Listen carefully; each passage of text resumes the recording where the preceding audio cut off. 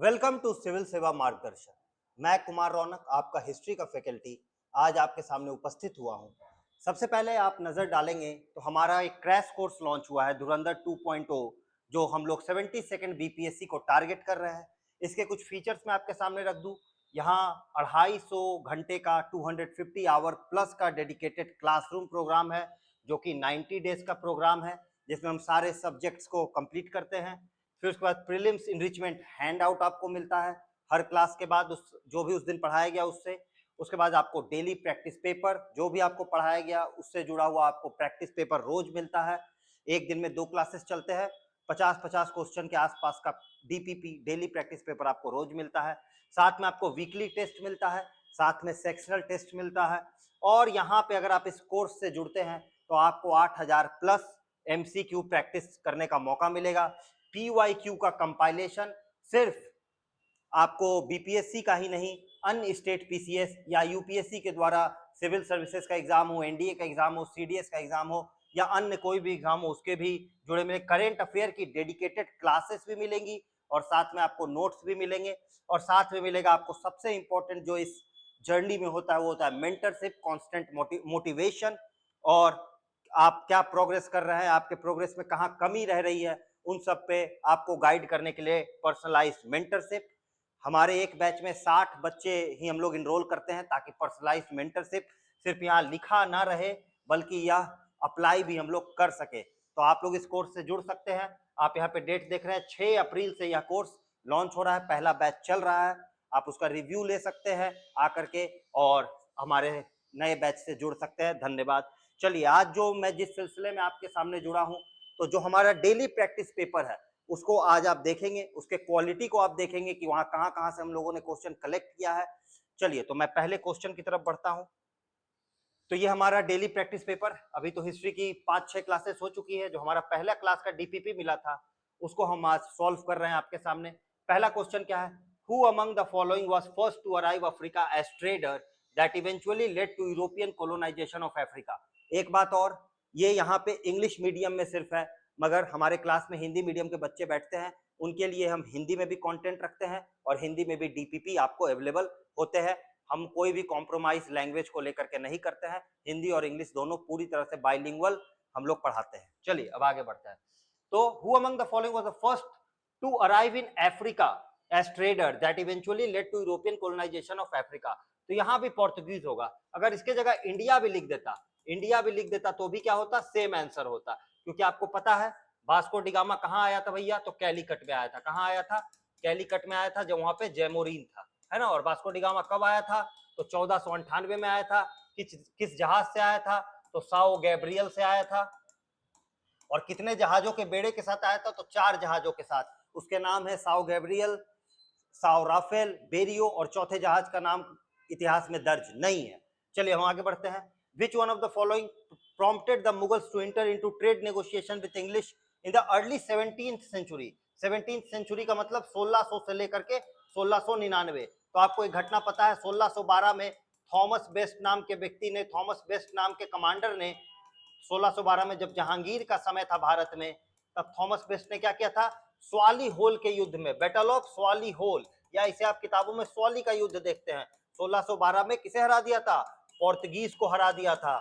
और वहीं से क्या मिला था उन्हें? It prompted the Mughal to enter into trade negotiation with English. तो इसका आंसर हो जाएगा A, the English victory over the Portuguese fleet of Swally in 1612। चलिए, तीसरे क्वेश्चन की तरफ बढ़ते हैं। देखिए, ये भी पूछा हुआ क्वेश्चन है, ये भी एनडीए का पूछा हुआ क्वेश्चन है, जिसका एग्जाम यूपीएससी लेती है। विच one of the following was not a result of British colonial rule in India? बहुत अच्छा क्वेश्चन है, कहने के लिए तो इजी भी है मगर बहुत कंसेप्चुअल क्वेश्चन है, लोग फंस सकते हैं। कह रहा है कि क्या ब्रिटिश कॉलोनियल का इंपैक्ट या रिजल्ट नहीं है? क्या इंडियन एग्रीकल्चर का रूइन हुआ? बिल्कुल हुआ। हम देखते हैं कि इंडियन हैंडीक्राफ्ट इंडस्ट्री, पहले क्या है? इंडियन एग्रीकल्चर, तो कमर्शियलाइजेशन ऑफ एग्रीकल्चर हुआ। जब कमर्शियलाइजेशन ऑफ एग्रीकल्चर होता है तो फूड क्रॉप्स को हम लोग अंग्रेज तवज्जो नहीं देते हैं और फार्मर्स को कहते हैं कि आप कैश क्रॉप पे आप फोकस कीजिए, जिसमें इंडिगो और आपका कॉटन, इस पे ज्यादा फोकस होता है। बाद में हम देखते हैं कि 1859 में इंडिगो रिवोल्ट होता है, 1917 में चंपारण सत्याग्रह भी इंडिगो के कारण ही हुआ था। तो हाँ भैया, रूइन ऑफ हैंडीक्राफ्ट तो हुआ था, तो ये आंसर नहीं होगा। पूछ रहा है कि क्या नहीं है? रूइन ऑफ इंडियन इंडस्ट्री, बिल्कुल हैंडीक्राफ्ट इंडस्ट्रीज का पतन हुआ था क्योंकि यूरोप में इंडस्ट्रियलाइजेशन हो गया था और वो चाहते थे कि अपने सस्ते मशीन मेड गुड्स को भारत में डंप करे, तो बिल्कुल रूइन ऑफ हैंडीक्राफ्ट भी हुआ था, इसलिए ये आंसर नहीं होगा। रूइन ऑफ इंडियन ट्रेड, अब एग्रीकल्चर और इंडस्ट्री को बर्बाद कर दे तो ट्रेड तो बर्बाद होगा ही।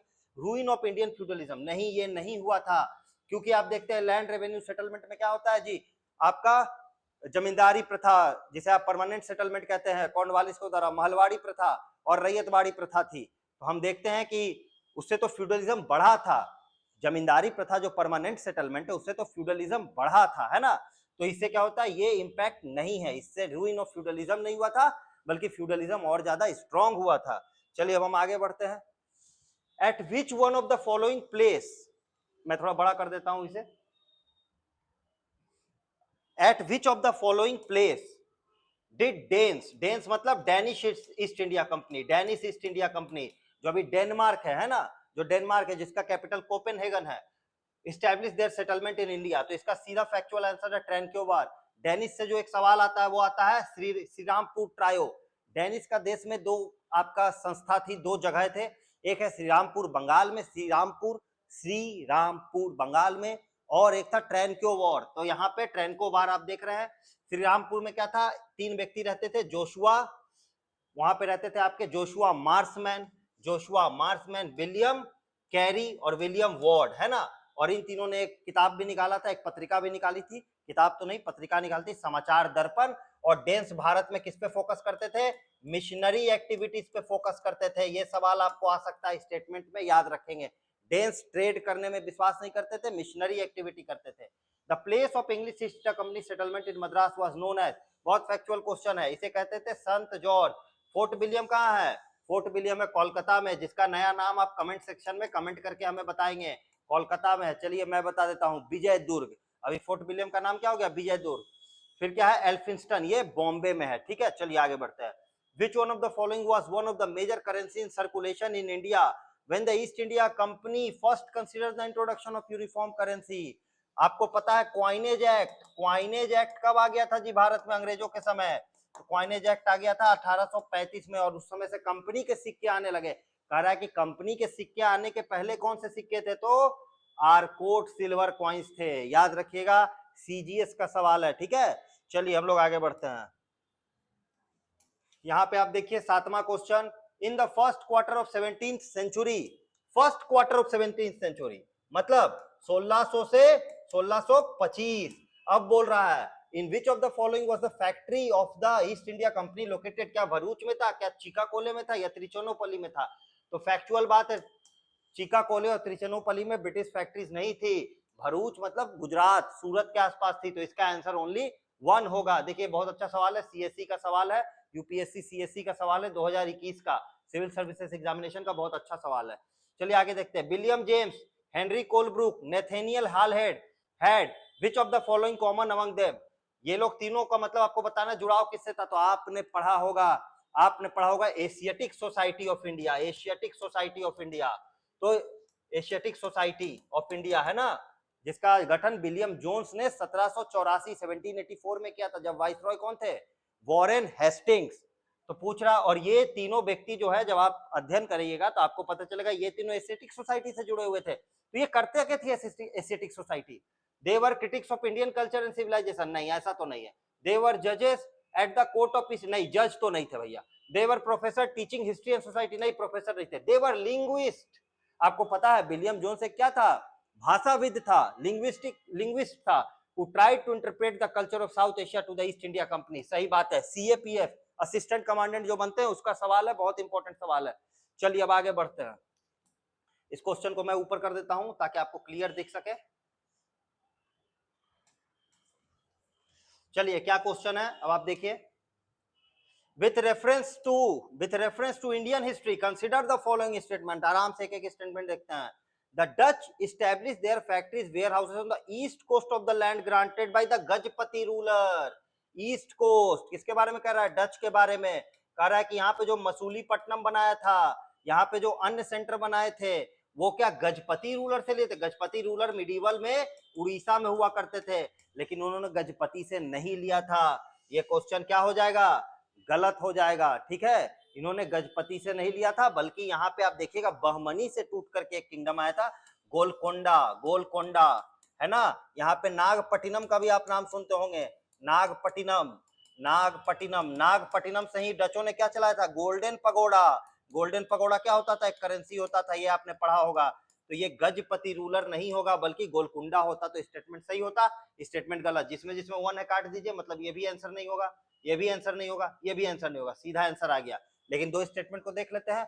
Alphonso de Albuquerque captured Goa from Bijapur सल्तनत, बिल्कुल सही। गोवा इधर है, इधर बीजापुरियों का शासन था। बीजापुर, गोलकुंडा, ये सब कौन है, तो मिडिवल हिस्ट्री में जो आप बहमनी किंगडम पढ़ते हैं उसी के क्या है, सक्सेसर स्टेट है। बीजापुर, गोलकुंडा, अहमदनगर, बीदर और बेरार, है ना।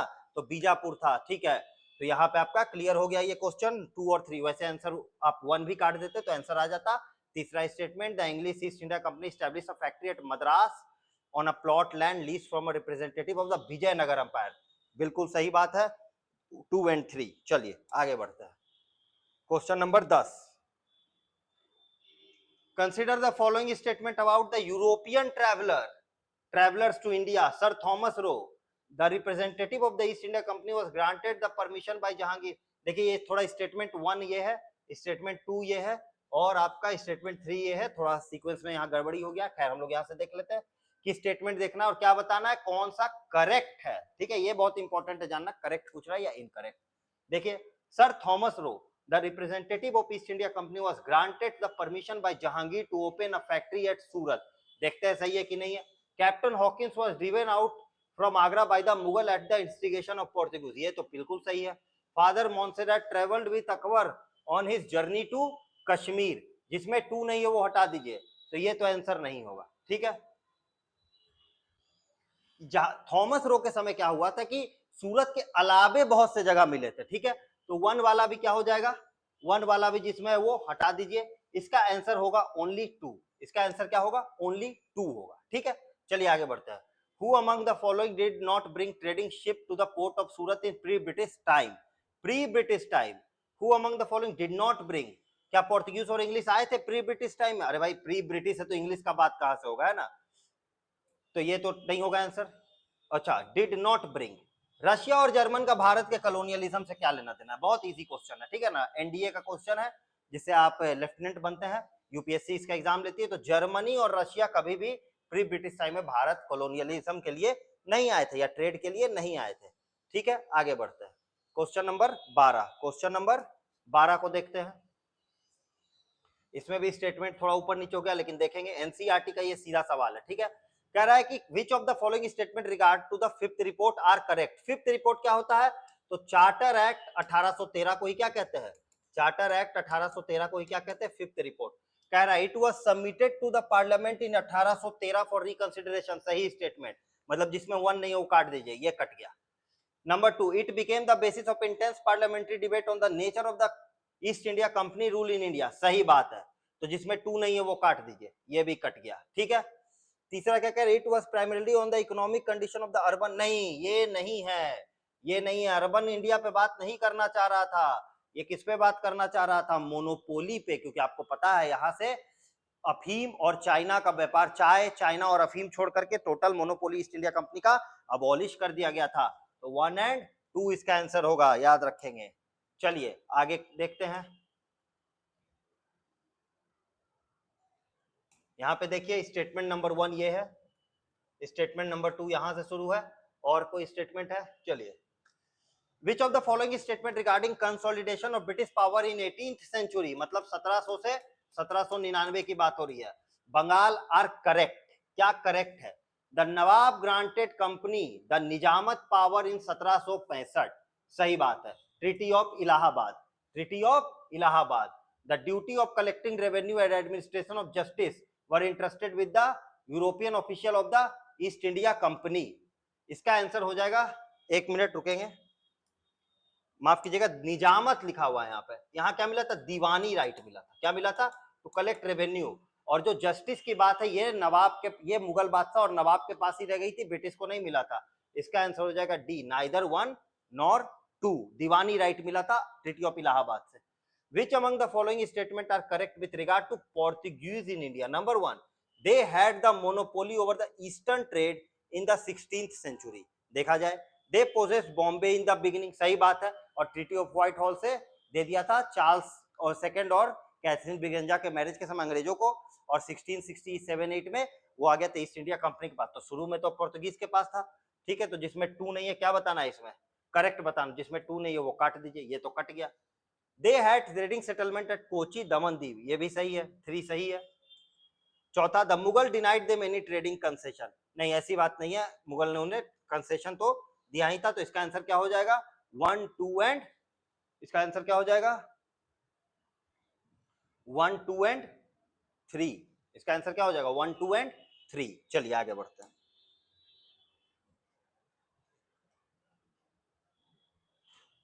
रुकिए उसको मैं चेक कर लेता हूं एक बार। They had the monopoly over eastern trade in 16th century, हाँ बिल्कुल 16th सेंचुरी में तो विशेष लोग आए ही नहीं थे, है ना। आप देखिए 16th, आप देखिए इस स्टेटमेंट का मतलब समझिए, 16th सेंचुरी मतलब क्या हुआ 1500 से 1599 तक, तो वहां तक तो कोई आए ही नहीं थे विशेष, क्योंकि सारे लोग आए हैं 1600 1602 ऐसे, ठीक है। तो ये सही है, 1 सही है। दे possess Bombay in the beginning, 1 और 2 सही है, तो मतलब ये तो नहीं होगा, 1 और 2 सही है, तो मतलब ये भी नहीं होगा। तीसरा क्या है, दे हैड ट्रेडिंग सेटलमेंट, 3 होगा, ठीक है। The Mughal denied them any concession, ठीक है। इसका आंसर 1, 2, 3 ही होगा, ए होगा इसका आंसर, ठीक है, ए ही होगा इसका आंसर। चलिए आगे बढ़ते हैं। With reference to the Pondicherry, now Puducherry, consider the following statement. Statement of the first European power to occupy Pondicherry were the Portuguese, सही बात है, लेकिन मेजर सेटलमेंट बाद में ये फ्रेंच का बनता है, क्योंकि पुर्तगाली पहले आए थे तो इन्होंने पहले ऑक्यूपाई किया था। The second European power to occupy Pondicherry were the French, नहीं, इसके बीच में डच ने ऑक्यूपाई कर लिया था, फैक्चुअल बात है ये सब। The English never occupied Pondicherry, नहीं ये भी नहीं, ओनली 1 सही होगा। इंग्लिश ने भी फ्रांसीसियों को हरा करके एंग्लो कार्नेटिक वॉर के समय पौंडीचेरी पे कब्जा किया था, लिखा है नेवर ऑक्यूपाइड, तो ये गलत हो जाएगा, only 1 is correct. Number 16, consider the following statement about the early modern technology in India. The Portuguese brought European movable metal to Goa in 1550, सही बात है। ये किसकी बात हो रही है, प्रिंटिंग प्रेस की। The first Indian script of which type were prepared was Tamil, Tamil पहला स्क्रिप्ट था जो प्रिपेयर किया गया था, सही बात है। The English company first experiment with printing press was at Calcutta, नहीं ये गलत बात है, फैक्चुअली इनकरेक्ट है। The English company imported printing press to India in 1674-75 at the request of Bhim ji Parekh. अब आप कहेंगे ये कहां से आ गया क्वेश्चन, ये एनसीईआरटी से आया, ठीक है। तो इसमें 3 नहीं होगा, जहां जहां 3 है काट दीजिए, और 1, 2, 4 इसका आंसर होगा, क्या होगा 1, 2, 4 एनडीए का क्वेश्चन है। चलिए आगे बढ़ते हैं, आगे बढ़ा जाए।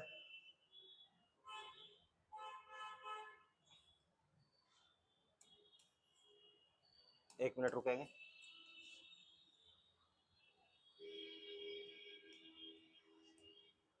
Consider the following statement about the arms used by European in warfare in India, बहुत अच्छा क्वेश्चन है ये, इसको आराम से देखिए क्या कह रहा है।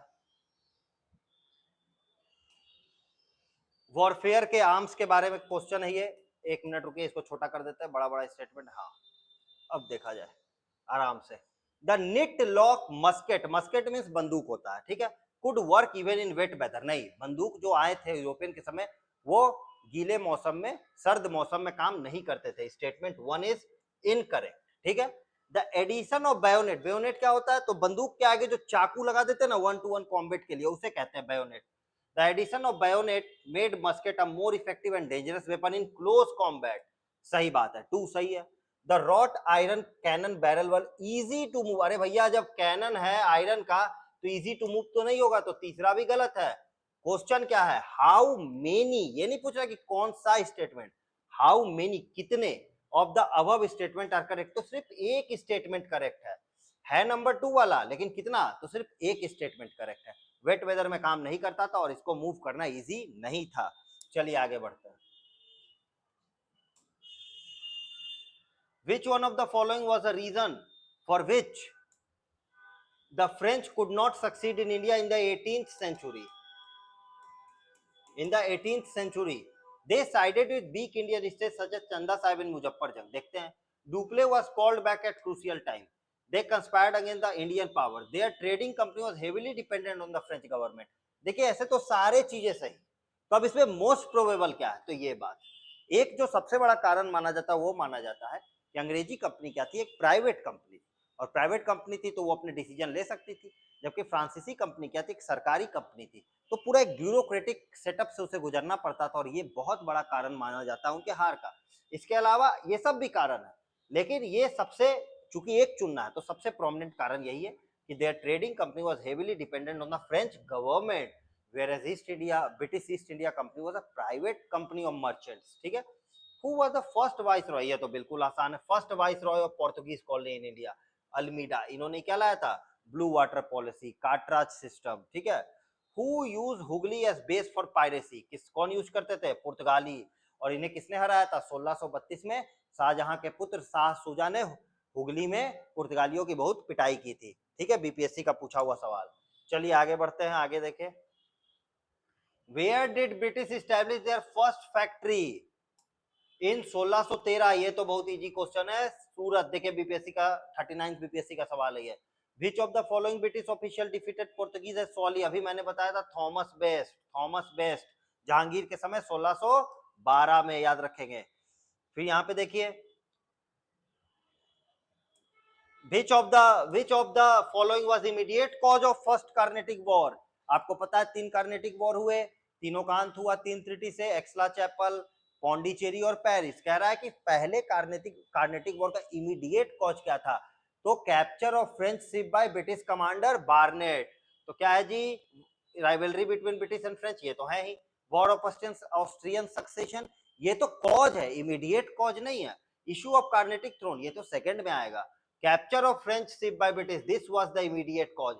Ultimate cause was the war of Austrian succession in Europe, but the immediate cause was the capture of French ships by the British commander Barnett। Barnett, ठीक है, याद रखेंगे, ये नाम भी पूछता है। ठीक है, बीपीएससी का ही सवाल। The famous battle of Wandiwash in 1760 1760 was fought by British against whom? तो वॉन्डी वॉस लड़ा था फ्रेंच के खिलाफ, यही पूछे। बैटल ऑफ बेदरा किसके खिलाफ लड़ा था, या बैटल ऑफ हुगली किसके खिलाफ लड़ा था? तब लड़ा था 1759 में डच के खिलाफ, याद रखेंगे। ये सवाल बहुत इंपॉर्टेंट है, ये भी बीपीएससी का सवाल है। ठीक है, चलिए आगे बढ़िए। Identify the region from where European obtained best saltpetre and opium. ये तो सबको पता है, बिहार। बिहार स्पेशल बोलिए चाहे मॉडर्न हिस्ट्री बोलिए। Which region of India was famous for opium production? Which region? Bihar. ठीक है, बिहार सोरा और अफीम के उत्पादन के लिए जाना जाता था। What was the main economic basis of the triangular trade? देखिए क्वेश्चन को समझिए। Triangular trade between India, China and England. Silk, कोई ऐसा इसमें से एलिमेंट चुनना है जो तीनों के बीच में कॉमन हो। सिल्क कॉमन नहीं है, चाइना खुद सिल्क को मैनेज कर लेता है। ब्लैक पेपर नहीं, ये क्या है, ओपियम होगा, क्योंकि चाइना में क्या हुए हैं, ओपियम वॉर। ओपियम वॉर, अगर आप वर्ल्ड हिस्ट्री के विद्यार्थी होंगे तो ओपियम वॉर कहां पे हुए, चाइना में हुए हैं। इसलिए ट्रायंगुलर ट्रेड क्या था, इंडिया चाइना इंग्लैंड के बीच में कॉमन पॉइंट ओपियम। चलिए आगे बढ़ते हैं। अब देखिए, match the following, Christopher Columbus, Jacques Cartier, Francis Drake, Ferdinand Magellan. तो भैया क्या होगा, फ्रांसिस ड्रेक हो जाएगा, यूनाइटेड किंगडम, सी का 4। सी का 4 मिलते ही आपका आंसर आ जाएगा। तब आप देख लीजिए, क्रिस्टोफर कोलंबस क्या है, पुर्तगाली है।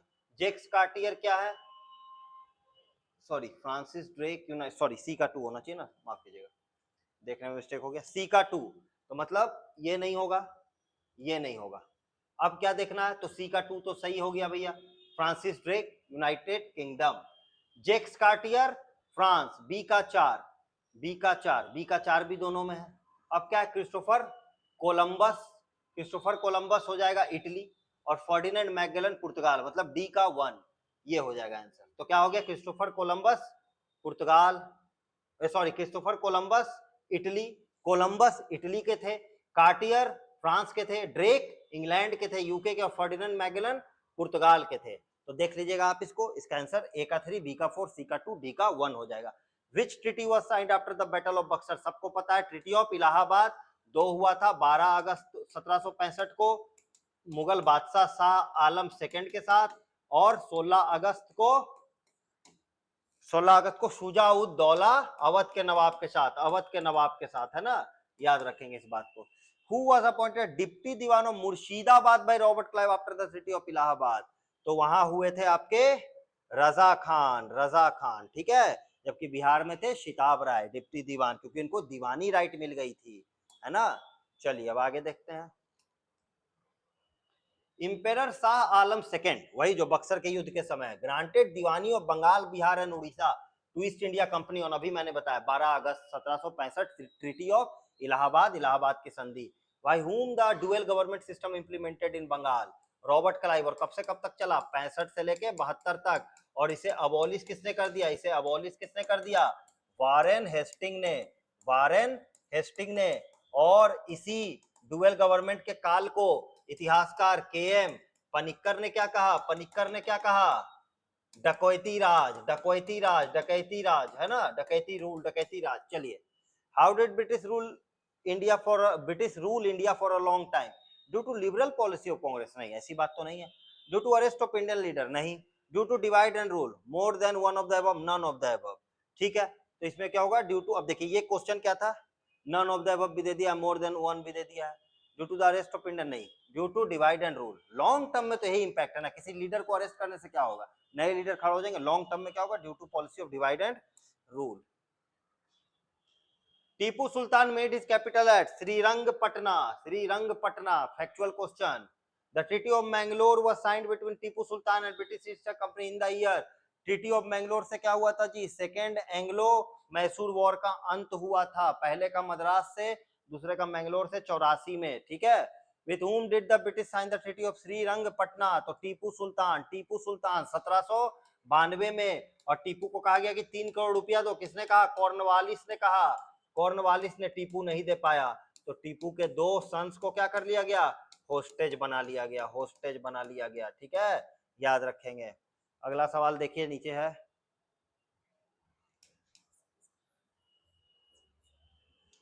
Ranjit Singh, Ranjit Singh, Maharaja Ranjit Singh obtained the famous Kohinoor diamond from Shah Shuja. Shah Shuja, Zaman Shah के तो तोपों को लौटाया था झेलम नदी से, शाह शुजा से कोहिनूर डायमंड लिया था, जो निकला था गोलकुंडा के खान से, गोलकुंडा के खान से। और रंजीत सिंह के बाद ये चला गया था दिलीप सिंह के पास, और दिलीप सिंह से ये चला गया अंग्रेजों के पास, यूके चला गया। चलिए आगे बढ़ते हैं। पहला क्वेश्चन देखिए, व्हेन, मतलब यहाँ पे देखिए, when was the Punjab land alienation act passed? 1900। Factual सवाल। ये जब आप लैंड रेवेन्यू पॉलिसीज पढ़ते हैं, ब्रिटिश इकोनॉमिक पॉलिसी, तो उस चैप्टर में मैं ये पढ़ाता हूँ। और इसी तरह मैं पढ़ाता हूँ बंगाल टेनेंसी एक्ट 1885। इसी तरह मैं बताता हूँ कि आपका संथाल परगना टेनेंसी एक्ट। इसी तरह मैं बताता हूँ छोटा नागपुर टेनेंसी एक्ट। और ऐसे 10 एक्ट में बताता हूँ। तो हम कोई भी सेक्शन हम लोग छोड़ते नहीं है, ये कोई रैंडम क्वेश्चन नहीं है। ठीक है, लोग सोचते कि बस आ गया, आ नहीं गया। जब इकोनॉमिक पॉलिसी ऑफ ब्रिटिश पढ़ते हैं तो वहाँ ये पढ़ते हैं। और मैं आपको जानकारी के लिए बता दूं, आज ही के क्लास में ये मैं पढ़ाऊंगा भी शाम वाले बैच में, तो आप भी इस कोर्स से जरूर जुड़े। In which year was the Punjab Hindu Sabha establish? तो आपसे सिर्फ हिंदू महासभा पूछता तो 1915, लेकिन पंजाब वाला पूछा तो 1909। याद रखेगा, हिंदू सिर्फ पूछता, हिंदू महासभा, पंजाब नहीं लिखा रहता, तो 1915। ये पंजाब पूछा तो 1909। Who was the first governor general of India? ठीक है, लॉर्ड मेयो थे क्या? नहीं, ये तो ओनली गवर्नर जनरल है। Who was murdered in Andaman Nicobar by Sher Khan. ठीक है, लॉर्ड लिट्टन नहीं भैया, लॉर्ड कैनिंग जी पहले, Lord Canning, Lord Dufferin, none of the above, none of the above. Lord Canning तो फर्स्ट वाइसरॉय थे, है ना, तो नन ऑफ द अबव होगा इसमें से। ऑप्शन ही, उस समय बीपीएससी ऐसा पूछता था, अब ऐसा नहीं आता है। ठीक है, चलिए आगे बढ़ते हैं। Who was the founder of British umpire in India? Captain Sleeman है क्या? नहीं, कैप्टन स्लीमैन तो ठगी का सप्रेशन किया था विलियम बेंटिक के समय। लॉर्ड मिंटो है क्या? नहीं, इनके समय तो ट्रीटी ऑफ अमृतसर हुआ था 1809 में, जो चार्ल्स मेटकाफ गया था, जो चार्ल्स मेटकाफ बाद में क्या बनता है? Liberator of Indian press. Lord Clive है क्या? बिल्कुल लॉर्ड क्लाइव है। लॉर्ड मेयो है क्या? लॉर्ड मेयो का क्या होगा? देखिए, इसमें मैं आपको बता दूं, इस क्वेश्चन में विवाद भी हुआ था, मुझे याद है। इस क्वेश्चन में आंसर ले लिया था नन ऑफ द अबव या मोर देन वन। ठीक है, लेकिन आगे के मैं क्वेश्चन दिखाता हूं बीपीएससी का ही, इस क्वेश्चन को क्या है, ये विवादित है। ठीक है ना, अगर नन ऑफ द अबव या ये ऑप्शन नहीं होता, तब हम क्या मारते? लॉर्ड क्लाइव, क्योंकि देखिए बीपीएससी का ही सीडीपीओ का पूछा हुआ सवाल है। Who among the following is considered the founder of British empire in India?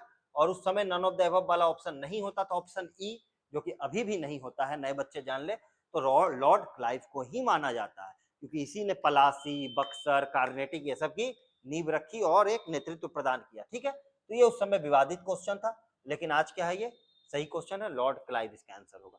Who is considered the father of dual government system? एक बात याद रखिएगा, father of dual government system पूछ रहा है, लियोनल कार्टिस होगा। इन इंडिया बोलता, in India बोलता तब क्लाइव हो जाता, ठीक है। डुअल गवर्नमेंट का कंसेप्ट किसका है? लियोनल कर्टिस का। इन इंडिया इसको किसने इंप्लीमेंट किया? आपके लॉर्ड क्लाइव ने, रॉबर्ट क्लाइव ने, ठीक है। तो ये आज का सेशन रहा। मैं आपको फिर से अवगत करा दूं, जो लोग भी देर से जुड़े हैं या देखेंगे इस वीडियो को, आप धुरंधर से जुड़े। 90 डेज का ये प्रोग्राम है, A to Z आपकी तैयारी हो जाएगी, हर सब्जेक्ट की तैयारी हो जाएगी।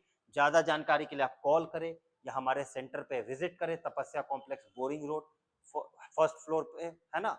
और आप कांटेक्ट कर सकते हैं, और आप आकर के यहाँ बच्चों से बात करें, आपके दोस्त होंगे, आपकी उम्र के लोग हैं, आप उनसे जरूर संपर्क करें, रिव्यू ले लें, तब आप बिल्कुल देख सकते हैं कि आपको एक दिशा मिलेगा। आप एक सही दिशा निर्देश में जब पढ़ेंगे तो रिजल्ट जिनका 2 नंबर 4 नंबर से हर बार रह जाता है, तो वो 2 नंबर 4 नंबर को आप पाट सकते हैं। आप एक गाइडेंस से जुड़िए और आप हमसे जरूर संपर्क करें। धन्यवाद।